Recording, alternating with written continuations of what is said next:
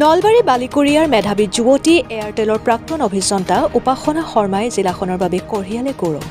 মেধাৱী যুৱতীগৰাকীয়ে শিক্ষাৰ লগতে নিজস্ব প্ৰতিভাৰে কঢ়িয়াইছে গৌৰৱ। নলবাৰীৰ দৰে সৰু চহৰ এখনত এটা বৃহৎ আৰ্ট গেলাৰীৰ স্থাপনেৰে নলবাৰীৰ নাম উজ্জ্বলোৱাৰ পৰিকল্পনা মেধাৱী যুৱতীগৰাকীৰ।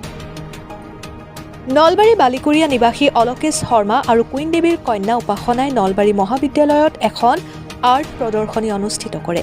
ভাৰতৰ বিভিন্ন ৰাজ্যৰ পৰা অহা বিশিষ্ট চিত্ৰশিল্পীসকলৰ উপস্থিতিত অনুষ্ঠিত আৰ্ট গেলাৰী পৰিদৰ্শন কৰে জিলা আয়ুক্ত বৰ্ণালী ডেকাই।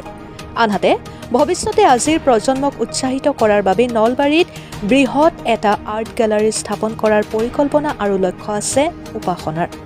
আনপিনে উপাসনাৰ আৰ্ট গেলাৰীত ভাৰতৰ বিদগ্ধ কলা নিৰ্দেশকৰ ছবি বিৰাজমান। প্ৰতিখন ছবি প্ৰত্যক্ষ কৰি অভিভূত হৈ পৰিল জিলা আয়ুক্ত বৰ্ণালী ডেকাৰ লগতে উপস্থিত প্ৰতিগৰাকী লোক। উপাসনাৰ পদক্ষেপলৈ গৌৰৱান্বিত নলবাৰী ৰাইজ। নলবাৰীৰ পৰা দীপু দাসৰ ৰিপৰ্ট, অৰুণোদয় আছাম।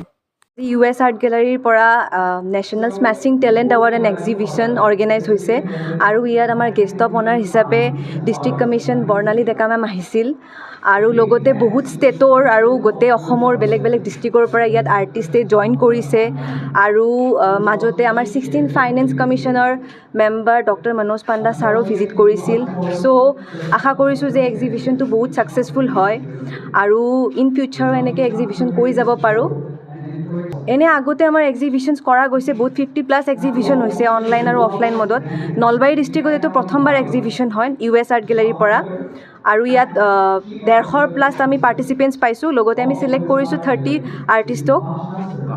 আমাৰ এক্সিবিশ্যন এতিয়া 3টা বজালৈকে খোলা আছে আৰু ইয়াত যদি কোনোবা মানে চেলিঙো হৈ আছে আৰ্টিষ্টৰ আৰ্টৱৰ্কছবোৰ। আমাৰ জিলাবাসীৰ বাবে গৌৰৱৰ কথা যে অতি কম বয়সতে আমাৰ উপাসনা শৰ্মা ডাঙৰীয়ানী US আৰ্ট গেলাৰী তেখেতে কৰিছে আৰু আজি যিটো এক্সিবিশ্যন ইয়াতে আয়োজন কৰা হৈছে আমাৰ নলবাৰী কলেজৰ অডিটৰিয়াম আৰু যিখিনি লাউঞ্জ এৰিয়া আছে তাতে আয়োজন কৰা হৈছে। মই দেখিলোঁ যিখিনি পেইণ্টিংছ আছে, মই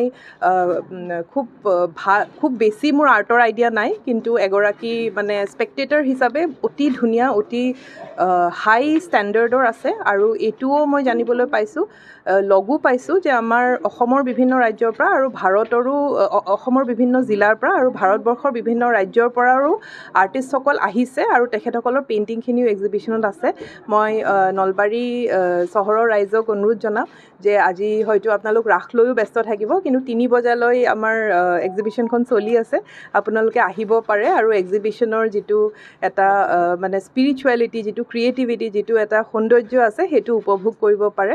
আৰু যিসকল আমাৰ জিলাৰ আৰ্টিষ্ট আছে, আমাৰ জিলাখনত মই দেখিছোঁ যে এই প্ৰতিভাৰ কোনো অভাৱ নাই। কেইবাবাৰো তেখেতসকলে আহি মোৰে ফটোখন ইমান ধুনীয়াকৈ বনাই দিয়া বা বিভিন্ন ধৰণৰ পেইণ্টিং তেখেতসকলে দিয়ে।